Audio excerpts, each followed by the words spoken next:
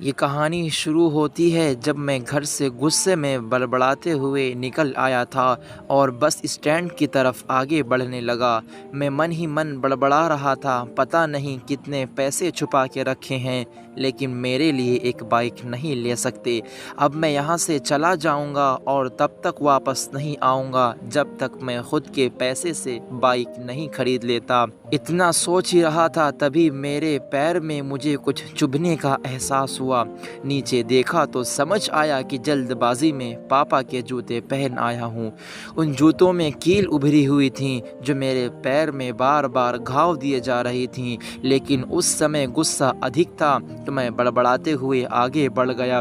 एकाएक मुझे याद आया कि मैं पापा का पर्स भी साथ ले आया हूँ। मेरे खुराफाती दिमाग में एक ख़याल आया, क्यों ना आज पापा का पर्स चेक किया जाए जिसे आज तक उन्होंने किसी को हाथ तक नहीं लगाने दिया था।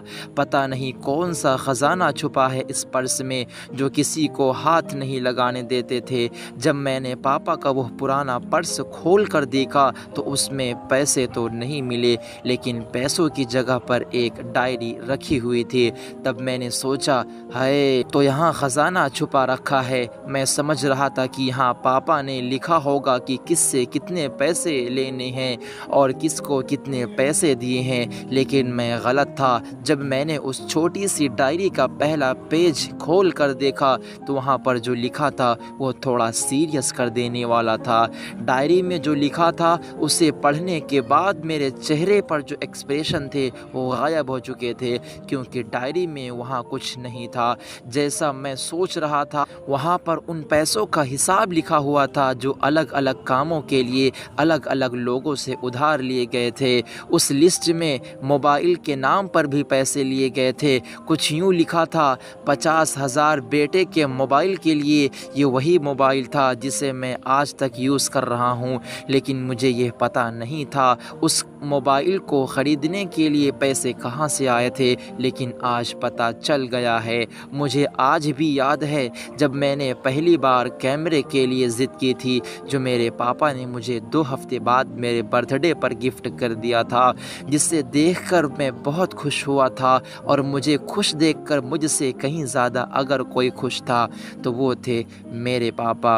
अब मेरे चेहरे से गुस्सा एकदम गायब हो चुका था। जब मैंने आगे का पन्ना पलटा तो वहाँ पर कुछ विशेस लिखी हुई थी। पहली जो विश थी उसमें जो लिखा हुआ था, अच्छे जूते पहनना। यह बात मेरे कुछ समझ नहीं आई। तभी मेरा पाँव अचानक सड़क पर भरे हुए पानी पर जा पड़ा और तभी मेरे पाँव में कुछ गीलापन होने का एहसास हुआ। जब मैंने जूता उतार कर देखा तो उसका तला टूटा हुआ था। यह देखकर मुझे डायरी में लिखी बात याद आ गई। तभी मुझे माँ पापा की कही बातें भी याद आ रही थीं कि कैसे माँ जब कहा करती थी पापा से, अब तो जूते पुराने हो गए, नए ले लीजिए, तो पापा अक्सर यह कहकर टाल दिया करते थे, जूते अभी और चलेंगे, अभी कुछ दिन पहले तो ही लिए थे। मुझे आज समझ आ रहा था कितने दिन और चलेंगे। साथ ही साथ ये भी समझ आ रहा था कि पापा पर्स को क्यों छुपा कर रखते थे। तभी उस डायरी को पढ़ते हुए बस स्टैंड पर पड़ी बेंच पर आकर बैठ गया। अब उस डायरी का आखिरी पन्ना बचा हुआ था। उस पन्ने को जब मैंने पलट कर देखा तो वहाँ कल तारीख के नीचे लिखा हुआ था, 50,000 रुपये बाइक के लिए। बस इतना पढ़ा और दिमाग सन्न रह गया। अब मेरे मन में कोई शिकवा गिला नहीं बचा था, बस मेरे आँखों से आंसू चले जा रहे थे। मुझे आज तक नहीं पता तब मैं क्यों रोए जा रहा था। अब जल्दी से घर की तरफ भागा, लेकिन जूतों की वो कील पाँव में अब तक घाव बनाने में कामयाब हो चुकी थी। मैंने जूतों को रास्ते में ही निकाल कर फेंक दिया और भागते लड़खड़ाते हुए घर जा पहुंचा, लेकिन पापा घर पर नहीं थे। मैं समझ गया वो कहाँ थे। सीधा पास वाली बाइक एजेंसी की तरफ भागा। पता नहीं आज कहाँ से इतनी ताकत आ गई थी कि मैं भागते हुए थक नहीं रहा था, और वो भी बिना जूतों के नंगे पैर। जैसे तैसे मैं बाइक एजेंसी पर पहुंचा। पापा वहीं थे। मैंने पापा को दौड़कर गले लगा लिया और मेरे आँखों से आंसू रुकने का नाम नहीं ले रहे थे। पापा समझ नहीं पा रहे थे आखिर हो क्या गया है, मैं क्यों रो रहा हूँ। मैंने पापा से कहा, पापा मुझे मोटरसाइकिल नहीं चाहिए, आप अपने लिए जूते ले लीजिए। अब आज से मैं जो भी करूँगा अपनी मेहनत से, अपने बलबूते पर पढ़ कर करूँगा। दोस्तों, बस इतनी सी थी ये कहानी। ये हार्ट टचिंग स्टोरी लिखते हुए आज भी मेरी आंखें नम हो गई हैं। मैं आज आपसे कहना चाहूँगा, ठीक ऐसे ही होते हैं हमारे पापा।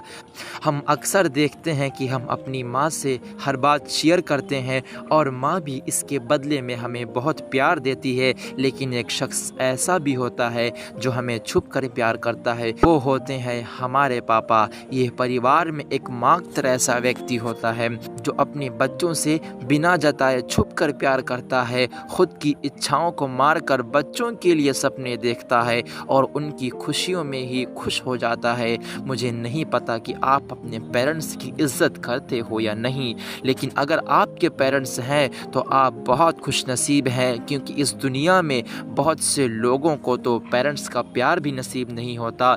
अंत में यही कहना चाहूँगा कि माँ बाप की भावनाओं का सम्मान करें।